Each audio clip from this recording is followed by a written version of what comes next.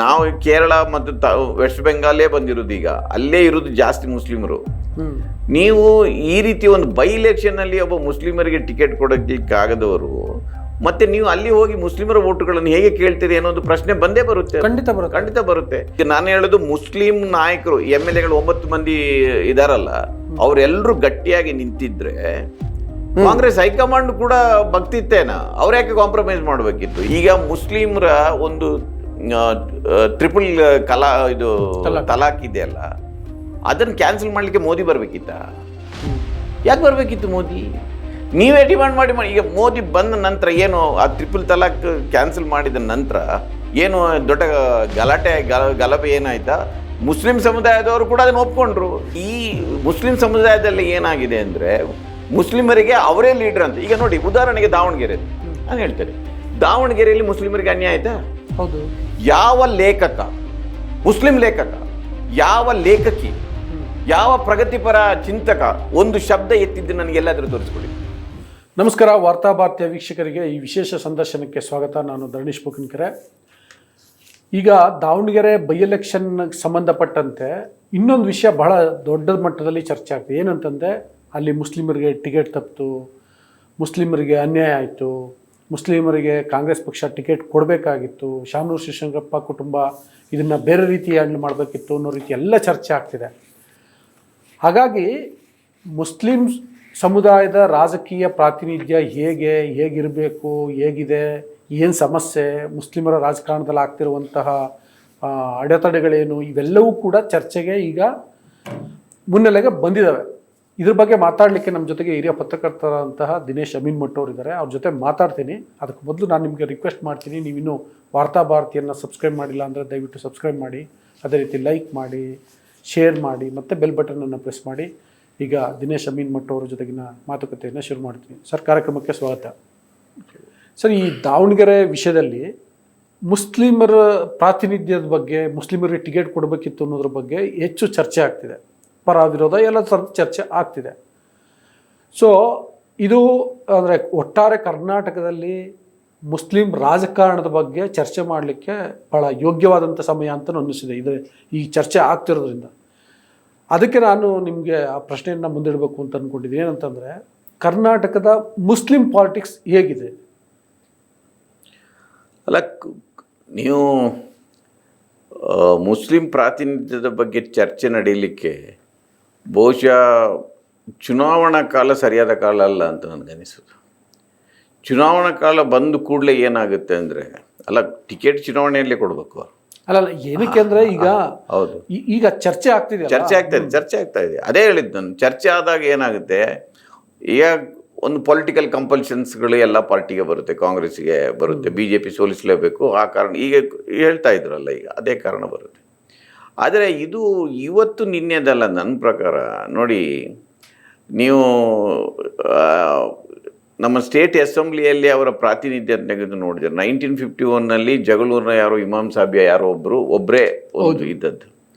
ಯಾವತ್ತು ಕೂಡ ಈಗ ಇವತ್ತು 9 ಮಂದಿ ಇದ್ದಾರೆ ಸರ್. 83ನಲ್ಲಿ ಅದೇ ಬಿಟ್ರೆ ಅಷ್ಟೊಂದು ಎಕ್ಸಾಕ್ಟ್ಲಿ 12 ಇದು ದೇವರಾಜ ಅರಸು ಟೈಮಲ್ಲಿ 72ರಲ್ಲಿ 17 ಜನ ಇದ್ರು, 16 ಜನ ಇದ್ರು, 78ರಲ್ಲಿ 16 ಆದ್ರು, 99ರಲ್ಲಿ 13 ಇದ್ರು.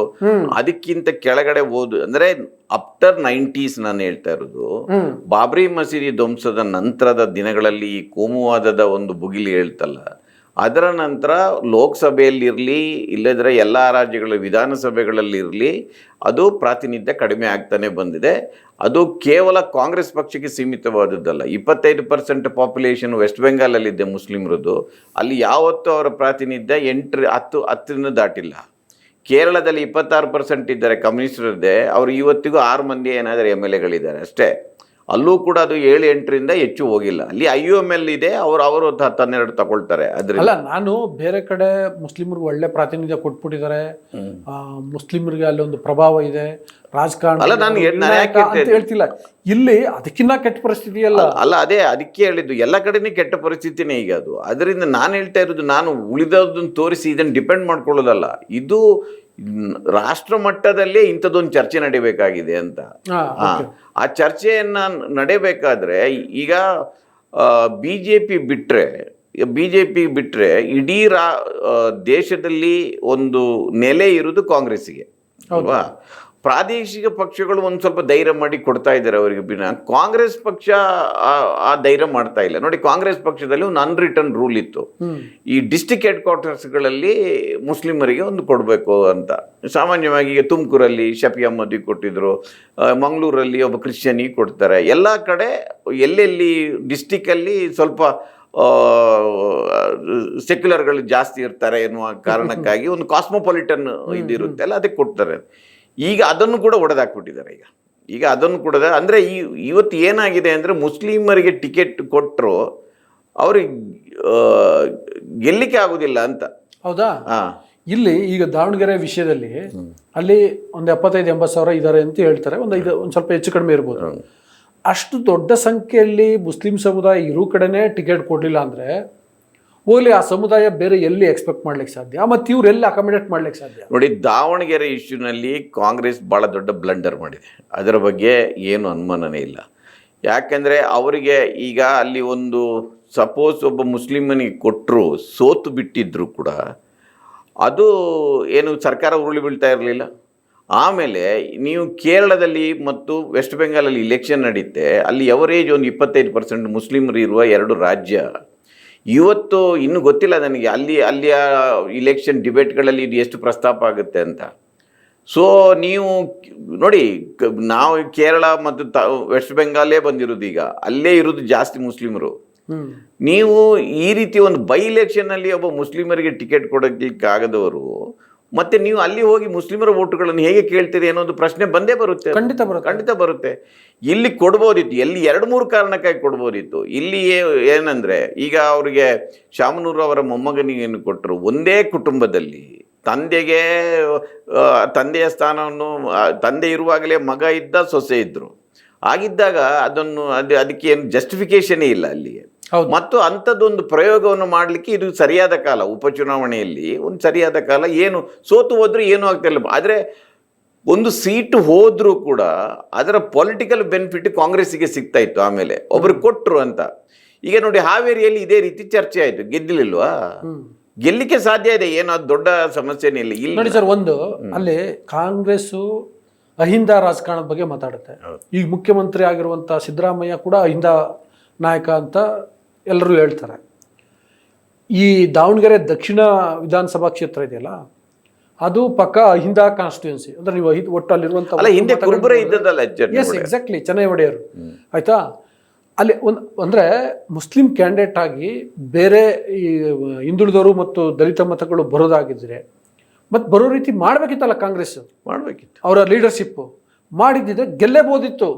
ಪ್ರಯೋಗ ಅಲ್ಲ, ನನ್ನ ಪ್ರಕಾರ ಸಕ್ಸಸ್ ಆಗ್ಬೋದಾಗಿತ್ತು.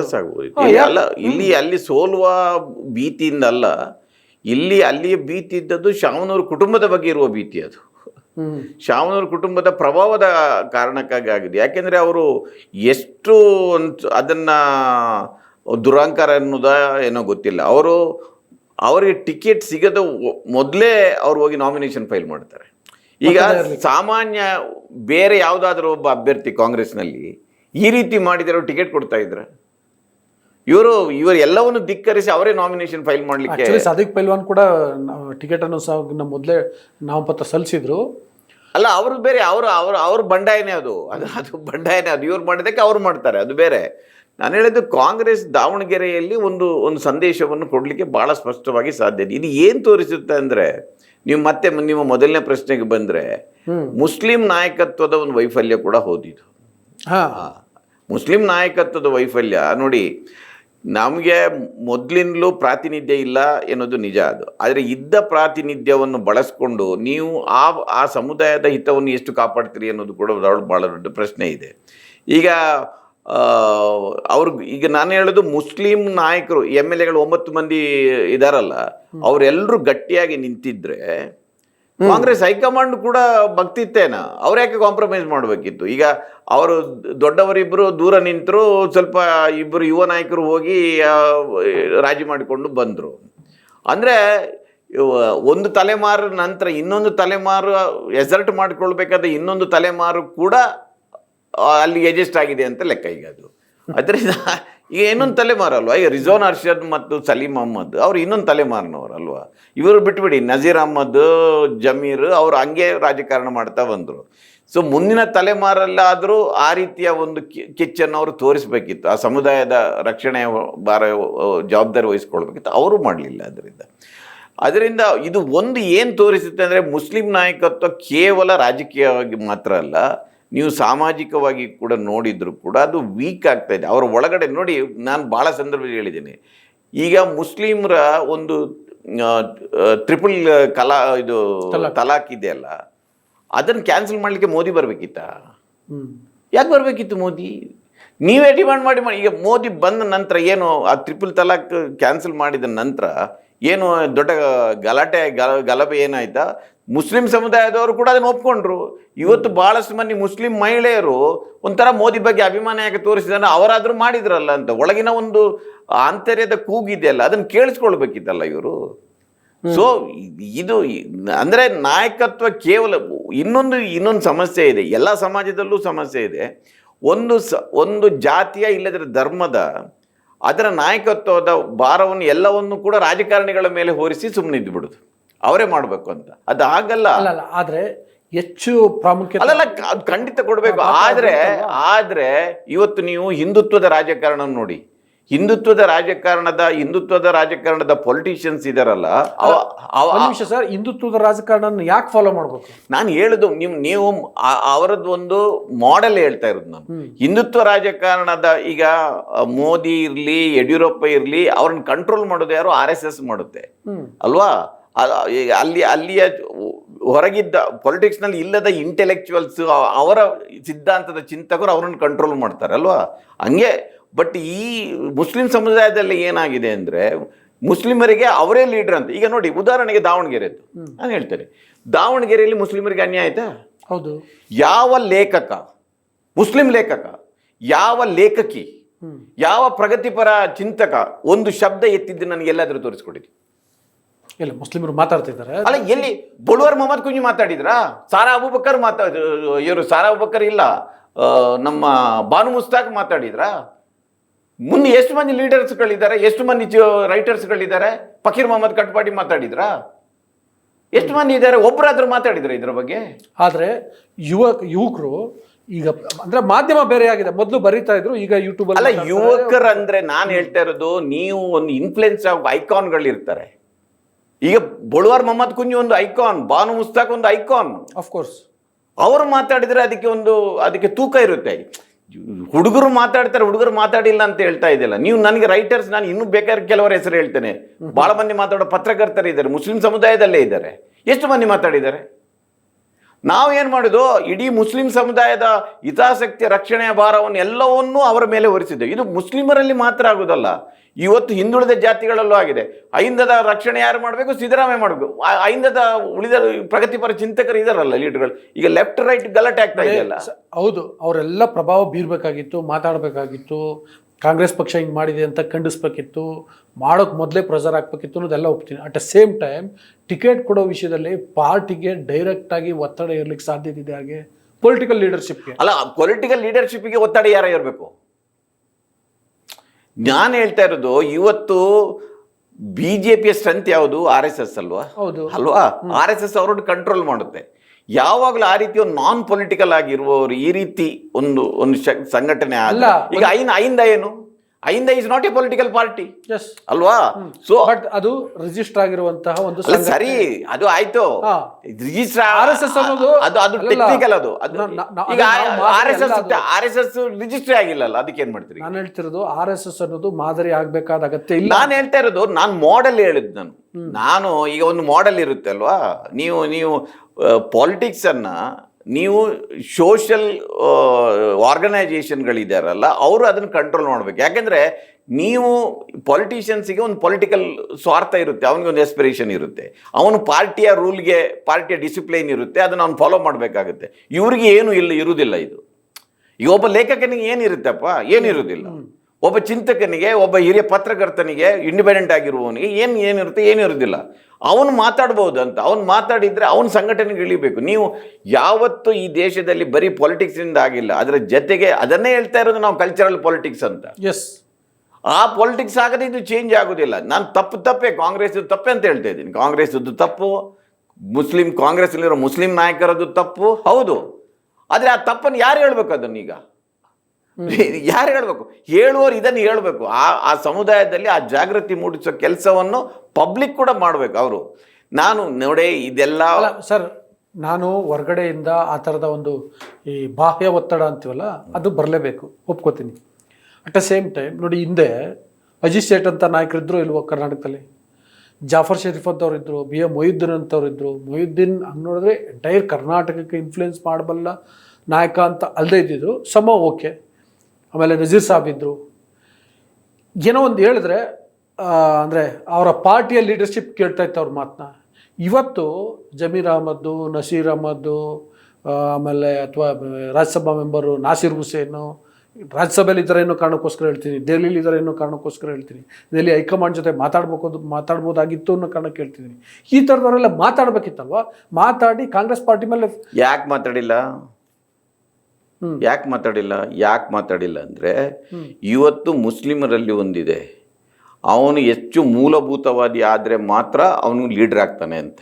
ಅವನು ಲಿಬರಲ್ ಆಗಿದ್ದರೆ, ಪ್ರಗತಿಪರ ಆಗಿದ್ದರೆ, ನೀವು ಹೇಳಿದ ಲೀಡರ್ಗಳೆಲ್ಲರೂ ಪ್ರಗತಿಪರರು ಆಯಿತಾ.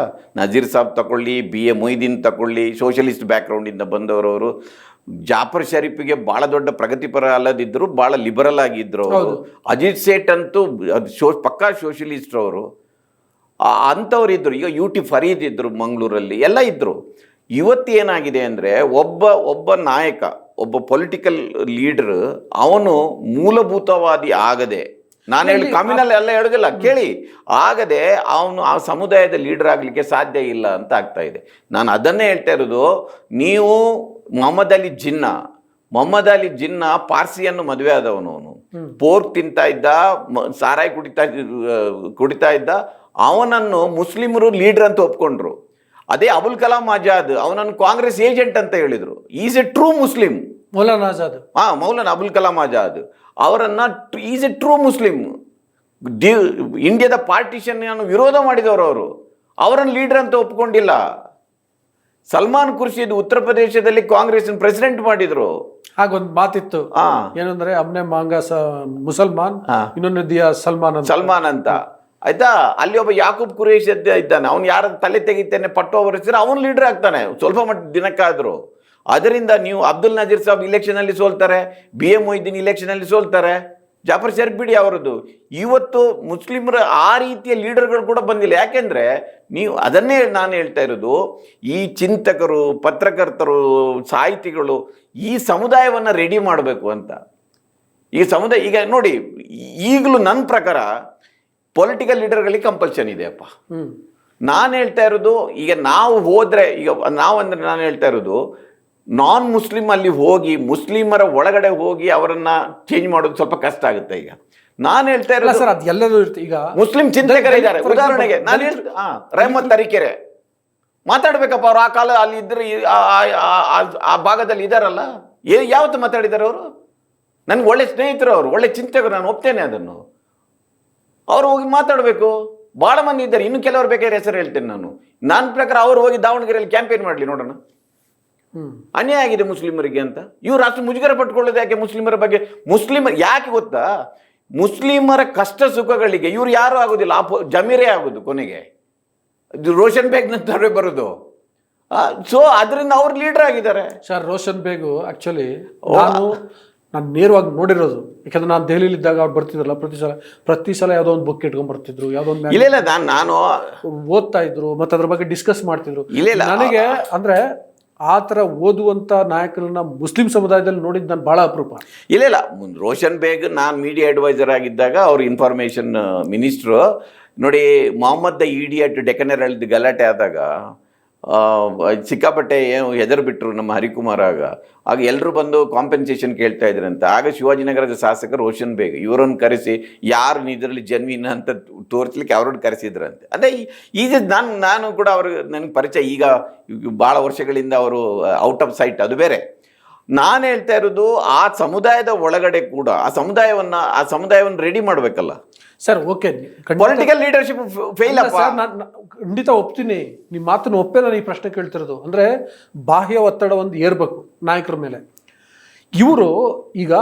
ಇವರೆಲ್ಲ ಒಟ್ಟಾಗಿ ಮಾಡಬೇಕಿತ್ತು. ಇದು ಡೆಫಿನೆಟ್ಲಿ ನಾಯಕತ್ವದ ಕೊರತೆ ಮತ್ತು ನಾಯಕತ್ವದ ನಡುವೆ ಇರುವಂಥ ಕಿತ್ತಾಟ ಇವೆಲ್ಲ ಕಾರಣ ಇದ್ದಾವೆ. ಸ್ವಹಿತಾಸಕ್ತಿಗಳು ಇವೆಲ್ಲ ಕಾರಣ ಇದ್ದಾವೆ. ಏನಂದರೆ ಇವರು ದಾವಣಗೆರೆ ವಿಷಯದಲ್ಲಿ ನಮಗೆ ಇದೊಂದು ರೇರ್ ಆಗಿ ಸಿಕ್ಕಿರುವಂಥ ಒಂದು ಅವಕಾಶ ಅಲ್ಲ, ಅದು ಅಪರೂಪದ ಅವಕಾಶ. ನಾವಿದನ್ನು ಬಳಸ್ಕೋಬೇಕು, ನಮ್ಮ ಸಂಖ್ಯೆನ ಒಂದು ಹೆಚ್ಚಿಸ್ಕೋಬೇಕು ಅನ್ನೋ ಒಂದು ಕಮಿಟ್ಮೆಂಟ್ ತೋರಿಸ್ಬೇಕಿತ್ತಲ್ವ? ತೋರಿಸಿಲ್ಲಪ್ಪ ಅವರು. ನಾನು ಹೇಳ್ತೇನೆ ಅವ್ರು ತೋರಿಸಿಲ್ಲ. ಏನ್ ಮಾಡ್ತೀರಿ, ನಿಮಗೆ ನೆಕ್ಸ್ಟ್ ಬರ್ಬೇಕಲ್ವ? ಈಗ ಅವ್ರು ತೋರಿಸಿಲ್ಲ, ನೀವು ಅವರಿಗೆ ಪಾಠ ಕಲಿಸ್ಬೇಕಂತ ಯೋಚನೆ ಮಾಡ್ತೀರಾ? ಮಾಡದಿದ್ರೆ ಖಂಡಿತ ಕಲಿಸ್ಬೇಕು. ಅದಕ್ಕೆ ಹೇಳ್ತಾ ಇರೋದು, ನಾನು ಹೇಳ್ತಾ ಇರೋದು, ನೀವು ಪೊಲಿಟಿಕಲ್ ಡೆವಲಪ್ಮೆಂಟ್ಗಳೆಲ್ಲ ಆಗ್ತಾ ಇರೋದು ಒಂದು ಚಳವಳಿಯ ಮೂಲಕ, ಪ್ರತಿರೋಧದ ಚಳವಳಿಯ ಮೂಲಕ. ಅದಕ್ಕೆ ಹೇಳ್ತಾ ಇರೋದು ನಾನು, ಆ ಚಳವಳಿ ಅಲ್ಲಿ ಒಳಗಡೆ ಒಂದು ಹುಟ್ಟಬೇಕು. ನೀವು ಇಡೀ ಪ್ರಪಂಚದ ಯಾವುದೇ ರಾಜಕೀಯ ಬದಲಾವಣೆಯಲ್ಲಿ ಆಗಿರೋದು ಈ ಚಳವಳಿಗಳ ಮೂಲಕ ಆಗಿದೆ. ಅಂಥದ್ದೊಂದು ಚಳವಳಿ ಒಳಗಡೆ ನಡೆಯಬೇಕು ಅಂತ ನೀವು ಡೆಫಿನೆಟ್. ಈಗ ನೋಡಿ ದಾವಣಗೆರೆ ವಿಷಯದಲ್ಲಿ, ಯಾಕಂದ್ರೆ ದಾವಣಗೆರೆ ನಮ್ಮ ಈ ಮುಸ್ಲಿಂ ಪಾರ್ಟೀಸ್ ಬಗ್ಗೆ ಚರ್ಚೆ ಮಾಡ್ಲಿಕ್ಕೆ ಅದೊಂದು ನ್ಯೂಸ್ ಪೇಜ್, ಆ ಕಾರಣಕ್ಕೆ ನಾನು ಗೊತ್ತಾಯ್ತು. ದಾವಣಗೆರೆಯಲ್ಲಿ ಖಂಡಿತ ಒಳಗಡೆ ಆ ಥರದ್ದು ಏನೋ ಕುದಿತಿದೆ ಅನ್ನುವಂಥದ್ದು ಗೊತ್ತಾಗ್ತದೆ. ಈಗ ಆಯ್ತು, ಕಾಂಗ್ರೆಸ್ ಯಾರಿಗೆ ಧೈರ್ಯ ಇದೆ, ನಾವು ಗೆಲ್ತೀವಿ ದಾವಣಗೆರೆಯಲ್ಲಿ ಅಂತ ಹೇಳೋದು, ಅಥವಾ ನೀವು ಮಾತಾಡಿ ದಾವಣಗೆರೆಯವ್ರಿಗೆ ಮಾತಾಡಿ, ಬೇರೆಯವ್ರಿಗೆ ಮಾತಾಡಿ, ದಾವಣಗೆರೆ ಕಾಂಗ್ರೆಸ್ ಈಜಿ ಅಂತ ಹೇಳ್ತಾರ? ಅಂದ್ರೆ ಆ ಥರದ ಒಂದು, ಅಂದ್ರೆ ಅಹಿಂದ ಕಾನ್ಸ್ಟಿಟ್ಯೂನ್ಸಿ, ಮುಸ್ಲಿಂ ಪಾಪ್ಯುಲೇಷನ್ ಆದ್ರೂ ಕೂಡ ಅಲ್ಲಿ ಕಷ್ಟ ಅಂತ ಹೇಳ್ತಿರೋದು ಸರಿ. ಪಾಠ ಕಲಿಸ್ಬೇಕು ಅಂತ ಜನ ಡಿಸೈಡ್ ಮಾಡಿದ್ದಾರೆ. ನೀವು ನಿಮ್ಮ ಪ್ರಕಾರನೇ ಮುಸ್ಲಿಂ ಪೊಲಿಟಿಕಲ್ ಲೀಡರ್ಸ್ಗಳು ಫೇಲ್ ಆಗಿದ್ದಾರೆ. ವಾಟ್ ನೆಕ್ಸ್ಟ್ ಅಂತ ದಾವಣಗೆರೆಯಲ್ಲಿ ಇವತ್ತು ಒಮ್ಮೆಲೆ 70% ಮುಸ್ಲಿಮರು ಎಲ್ಲಿಂದಲೂ ವಲಸೆ ಬಂದವರಲ್ಲ, ಅಲ್ಲೇ ಇದ್ರಲ್ಲ. ಇಷ್ಟು ವರ್ಷಗಳಿಂದ ಅವರಿಗೆ ಪೊಲಿಟಿಕಲಿ ಅನ್ಯಾಯ ಆಗಿದೆ ಅಲ್ಲ. ಅಲ್ಲಿ ಏನ್ ಮಾಡಿದ್ರು, ಯಾರಾದ್ರೂ ಏನ್ ಮಾಡಿದಾರೋ ಅಲ್ಲಿ? ಸೊ ಇದು ನಮ್ಮ ಸಮಸ್ಯೆ ಅಂತಾರೆ. ನೋಡಿ, ನೀವು ಅದಕ್ಕೆ ಇನ್ನೊಂದು ಮುಖ ಕೂಡ ಇದೆ, ಇಲ್ಲ ಅಂತ ನಾನು ಹೇಳೋದಿಲ್ಲ. ನಾನು 90ಸ್ಗಿಂತ ಮೊದಲು ನಮ್ಮ ಲೇಖಕರನ್ನೆಲ್ಲ ನೋಡಿದ್ದೇನೆ. ಈಗ ಬಳುವಾರ್ ಇರಲಿ, ಫಕೀರ್ ಮೊಹಮ್ಮದ್ ಕಟ್ಪಡ್ ಇರಲಿ, ಸಾರಾ ಅಬೂಬಕರ್ ಇರಲಿ, ಬಾನು ಮುಸ್ತಾಕ್ ಇರಲಿ, ಇವರೆಲ್ಲರೂ ಭಾಳ ಬೋಲ್ಡಾಗಿ ಮುಸ್ಲಿಂ ಧರ್ಮದ ಒಳಗಡೆ ಏನು ಸಮಸ್ಯೆ ಇದೆ ಅದನ್ನು ಬಹಿರಂಗವಾಗಿ ಚರ್ಚೆ ಮಾಡ್ತಾ ಇದ್ರು. ಅವ್ರ ಕೃತಿಗಳಲ್ಲೆಲ್ಲ ಬರ್ತಾ ಇತ್ತು. ಆಫ್ಟರ್ ಬಾಬ್ರಿ ಮಸೀದ್ ಡೆಮಾಲಿಷನ್ ಒಂದು ಡಿವಿಷನ್ ಏನಾಯಿತು, ಇವರು ಮುಸ್ಲಿಮರ ಒಳಗಿನ ಸಮಸ್ಯೆ ಬಗ್ಗೆ ಮಾತಾಡಿದಾಗ ಅವರ ಈ ಕೋಮುವಾದಿ ಶಕ್ತಿಗಳು ಅದನ್ನು ಯೂಸ್ ಮಾಡಿಕೊಂಡು ಅವರ ವಿರುದ್ಧನೇ ಮಾಡ್ತಾರಂತ ಇವರು ಸಪ್ಪಗಾಗ್ಬಿಟ್ರು. ಅದು ನಾನು ಅದನ್ನು ಒಪ್ತೇನೆ. ಅದರಿಂದ ಆ ಚರ್ಚೆಗಳು ಒಳಗಡೆ ನಡೆಯಲಿ, ಬಹಿರಂಗವಾಗಿ ಬೇಡ ಎನ್ನುವ ರೀತಿಯಲ್ಲಿ ಅದು ಬಂದಿತ್ತು. ಸೊ ಆ ಕಾರಣಕ್ಕಾಗಿ ಸಪ್ಪಗಾಗಿರೋದು. ನೋಡಿ, ನಾನು ಯಾವಾಗಲೂ ಹೇಳ್ತೇನೆ, ಒಂದು 100 ಮಂದಿ ಈ ಕವಿಗಳನ್ನು ತೆಗೆದು ನೋಡಿದರೆ, ಒಂದು 100 ಮಂದಿ ಕತೆಗಾರರನ್ನು ತೆಗೆದು ನೋಡಿದರೆ, ಅದರಲ್ಲಿ ಕನಿಷ್ಠ ಒಂದು 10%, 15%, 20% ಮುಸ್ಲಿಮರಿದ್ದಾರೆ. 25-30 ಅಲ್ಲಲ್ಲಿ.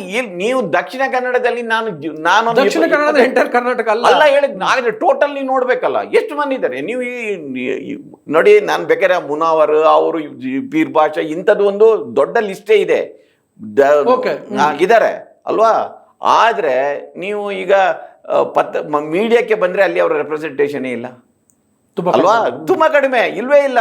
ಇದ್ರೆ ಪ್ರಜಾವಣೆಯಲ್ಲಿ ಇರಬೇಕು, ಉಳಿದದಲ್ಲಿ ಅಲ್ಲಲ್ಲಿ ಒಂದೊಂದು ಇದ್ದಾರೆ.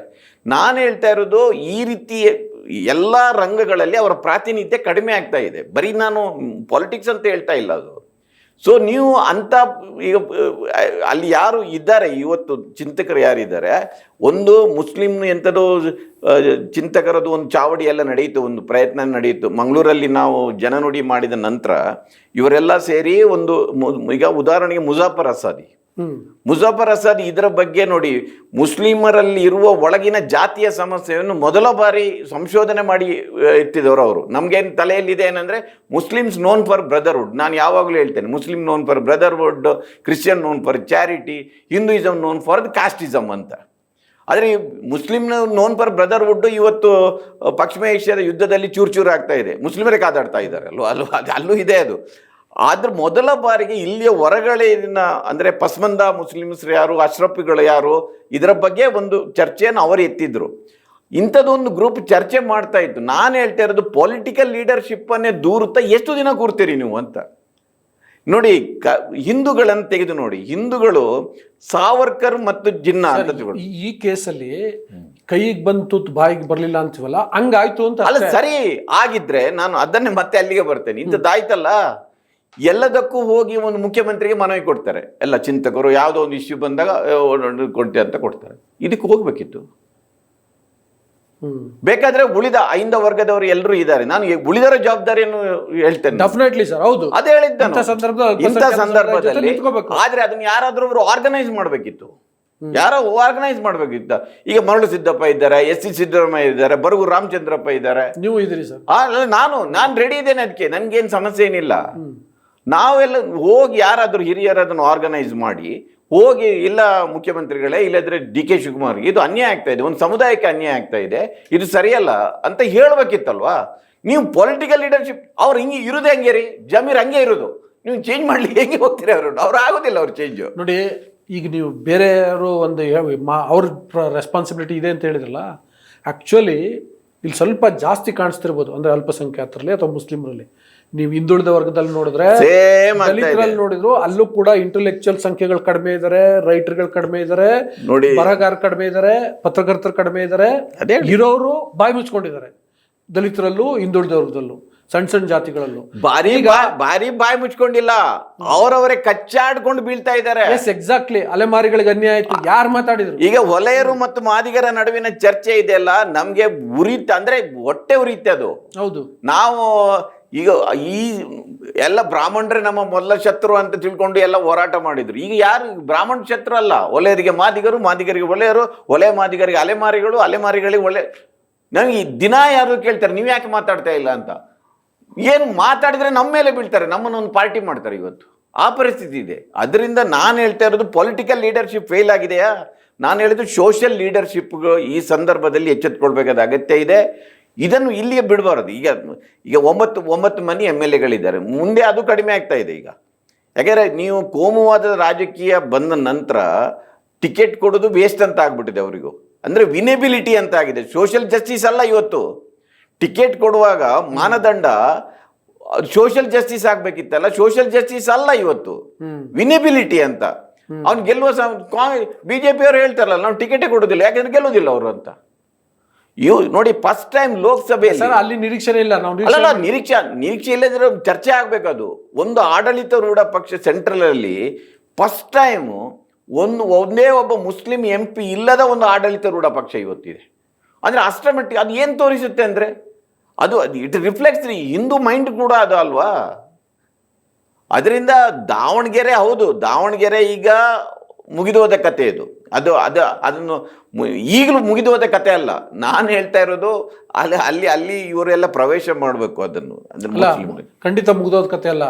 ಇಲ್ಲಿ ಪಾಠ ಕಲಿಸಿದ್ರೆ ಕಾಂಗ್ರೆಸ್ಗೆ ಪಾಠ, ಮತ್ತೆ ಇದಕ್ಕೆ ಕಾರಣ ಆದ್ರಲ್ಲ ಮುಸ್ಲಿಂ ನಾಯಕರು, ಅವ್ರಿಗೊಂದು ಪಾಠ ಆಗತ್ತೆ. ಮುಗಿದ ಅಲ್ಲ ಅದು. ಅಲ್ಲ ಒಂದು ಆ ಪಾಠದಿಂದ ಬೇರೆ ಇನ್ನೊಂದೇನೋ ಹೊಸ ಬೆಳಕು ಬರ್ಬೋದೇನೋ. ಅಲ್ಲ, ಅದಕ್ಕೆ ಅದು ಕೈ ಮೀರೋಲಿಕ್ಕೆ ಹೋಗ್ಲಿಕ್ಕೆ ಬಿಡಬಾರದಿತ್ತು. ಅಂಥದ್ದು ಏನಾದ್ರೂ ಆದರೆ ನಾಳೆ BJP ಬರುತ್ತೆ ಅಲ್ಲಿ, ಆಯ್ತಾ? ಅದು BJP ನಾನು ಹೇಳಿದ್, ನಾವೆಲ್ಲ BJP ಬರಬಾರದಂತ ಯೋಚನೆ ಮಾಡುವವರು ಅಲ್ವಾ. ಸೊ ಈ ಪರಿಸ್ಥಿತಿಗೆ ಕಾಂಗ್ರೆಸ್ ಕೂಡ ಅದನ್ನು ತಳ್ಕೊಂಡು ಹೋಗಬಾರದಿತ್ತು ಅದು. ಅದರಿಂದ ದಾವಣಗೆರೆ ಒಂದು ಒಳ್ಳೆಯದಕ್ಕೋ ಕೆಟ್ಟದಕ್ಕೋ ಏನೋ ಒಂದು ಬದಲಾವಣೆಗೆ ಕಾರಣ ಆಗ್ಬೋದು ಅಂತ ನನಗೆ ಅನಿಸ್ತದೆ ಈಗ. Thank you sir. ಬದಲಾವಣೆ ಆಗಲಿ. ಎಲ್ಲಕ್ಕಿಂತ ಹೆಚ್ಚಾಗಿ ಅಂದರೆ ನಾವು ಇಷ್ಟೊತ್ತು ಏನು ಮಾತಾಡಿದ್ವಲ್ಲ ಮುಸ್ಲಿಂ ಪಾಲಿಟಿಕ್ಸ್ ಬಗ್ಗೆ, ಅದು ಆ ದೃಷ್ಟಿಕೋನ ಬದಲಾಗಲಿ. ಒಬ್ಬ ಮುಸ್ಲಿಂ ಅಷ್ಟೇ ಅಲ್ಲ, ಕಡೆಯಲ್ಲಿ ನಾವು ಚರ್ಚೆ ಮಾಡಿದ್ವಿ ಅಹಿಂದ ಪಾಲಿಟಿಕ್ಸು, ದಲಿತ ಪಾಲಿಟಿಕ್ಸು ಅಥವಾ ಹಿಂದುಳಿದವ್ರದ್ದು, ಅವರಲ್ಲೂ ಕೂಡ ಹೊಸ ಚಿಂತಕರು ಬರಬೇಕು, ಅವ್ರು ಮಾತಾಡಬೇಕು, ಮುಕ್ತವಾಗಿ ಮಾತಾಡಬೇಕು. ಮತ್ತು ನಿಜವಾದ ನಾವು ಏನು ಮಾತಾಡ್ತೀವಲ್ಲ ಚುನಾವಣಾ ರಾಜಕಾರಣ, ಅದ್ರ ಮೇಲೆ ಪ್ರಭಾವ ಬೀರೋ ರೀತಿ ಇರಬೇಕು. ಇವೆಲ್ಲ ಕಡೆ ಅಂದರೆ ಶಿಕ್ಷಣದಲ್ಲಿರಲಿ, ಉದ್ಯಮದಲ್ಲಿರಲಿ, ಮಾಧ್ಯಮದಲ್ಲಿರಲಿ, ಮತ್ತೊಂದು ಕ್ಷೇತ್ರದಲ್ಲಿರಲಿ, ಎಲ್ಲ ಕಡೆ ಪ್ರಭಾವಶಾಲಿ ಆದರೆ ಯಾವುದೇ ಒಂದು ಸಮುದಾಯ, ನಾಟ್ ಓನ್ಲಿ ಮುಸ್ಲಿಮ್ಸ್, ಆಗ ಆ ಸಮುದಾಯದ ರಾಜಕೀಯ ಪ್ರಾತಿನಿಧ್ಯ ಇರಲಿ, ಮತ್ತೊಂದಿರಲಿ, ಅದು ಸಿಗಲಿಕ್ಕೆ ಸಾಧ್ಯ ಆಗುತ್ತೆ. ಆ ಥರದ ಬೆಳವಣಿಗೆ ಆಗಲಿ. ಅದಕ್ಕೆ ದಾವಣಗೆರೆ ಬೈ ಎಲೆಕ್ಷನ್ ಒಂದು ಆರಂಭ ಆಗಲಿ ಅಂತ ಆಶಿಸ್ತಾ ಈ ವಿಡಿಯೋವನ್ನು ಮುಗಿಸ್ತಾ ಇದ್ದೀನಿ. ಮುಗಿಸೋಕೆ ಮುನ್ನ ಮತ್ತೊಮ್ಮೆ ನಾನು ನಿಮಗೆ ರಿಕ್ವೆಸ್ಟ್ ಮಾಡ್ತೀನಿ, ಇದ್ರ ಬಗ್ಗೆ ನಿಮ್ಮ ಅಭಿಪ್ರಾಯ ಏನು ಅನ್ನೋದನ್ನು ಕಮೆಂಟ್ ಬಾಕ್ಸಲ್ಲಿ ತಿಳಿಸಿ. ಜೊತೆಗೆ ವಾರ್ತಾಭಾರತಿಯನ್ನು ಸಬ್ಸ್ಕ್ರೈಬ್ ಮಾಡಿಲ್ಲ ಅಂದರೆ ಸಬ್ಸ್ಕ್ರೈಬ್ ಮಾಡಿ, ಲೈಕ್ ಮಾಡಿ, ಶೇರ್ ಮಾಡಿ, ಬೆಲ್ ಬಟನನ್ನು ಪ್ರೆಸ್ ಮಾಡಿ. Thank you.